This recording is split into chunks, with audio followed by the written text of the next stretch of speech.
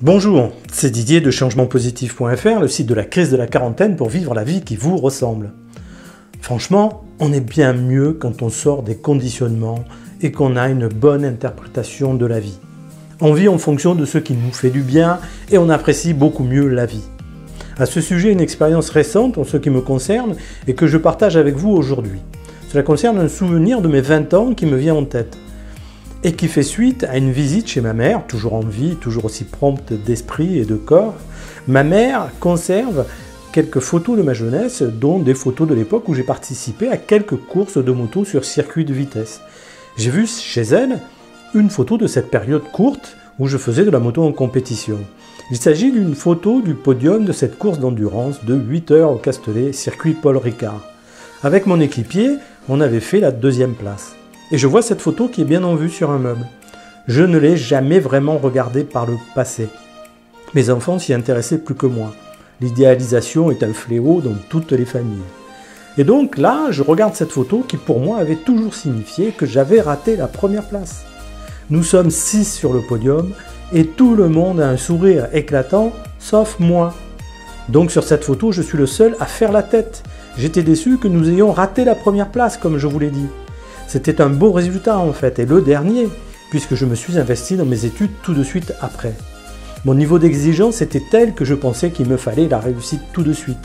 Il est vrai que mes moyens et mon organisation étaient particulièrement légers, et donc assez peu compatibles avec les besoins de ce sport, ce qui signifiait qu'il me fallait des bons résultats tout de suite. Et puis la 1re place était passée sous notre nez à quelques secondes, pour cause d'un système de remplissage d'essence au relais peu performant. Mais cette passion pour la moto est toujours présente dans ma vie, d'une autre façon bien sûr. Et là, bien longtemps plus tard, je regarde cette photo et je me dis « mais quel abruti j'ai pu être !» Franchement, ce gars de 20 ans ne comprenait rien à la vie. Il se mettait des contraintes telles qu'elles ne pouvaient pas lui amener du plaisir. Alors je vous le dis, ne faites pas comme ce garçon-là. Profitez de l'instant, de chaque instant. Appréciez le moment vécu comme j'aurais dû le faire à cette époque, à cette occasion. Il faut relativiser l'échec et apprécier l'expérience. En l'occurrence, l'expérience était belle, elle était agréable à vivre. Et cela reste mon meilleur moment de moto. À l'époque, personne ne m'avait parlé de la souffrance psychologique et de la manière de la comprendre, de l'accueillir et de la laisser à sa juste place. Il est vrai que le décès de mon frère 2 ans auparavant empiétait largement sur ma liberté émotionnelle. Et j'avais des mauvais points de référence pour comprendre mieux la vie et l'apprécier. Et surtout, vivre une vie qui me ressemble. Ensuite, j'ai fait comme tout le monde, j'ai vécu une grande partie de ma vie selon les codes des autres et souvent des clichés de ceux qui étaient bons pour moi.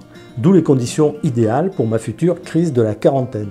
N'oubliez pas que vous pouvez vous exprimer de plein de façons différentes. Et ce qui compte, c'est que cela vous corresponde et vous rende heureux de ce que vous faites.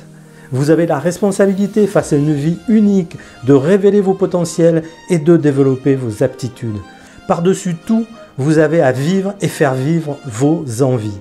Et ces envies ne s'expriment pas à travers la réalisation de besoins, notamment matériels, qui ne sont que des compensations du mal-être. Posez-vous la bonne question. Dans quelle vie êtes-vous le meilleur de vous-même?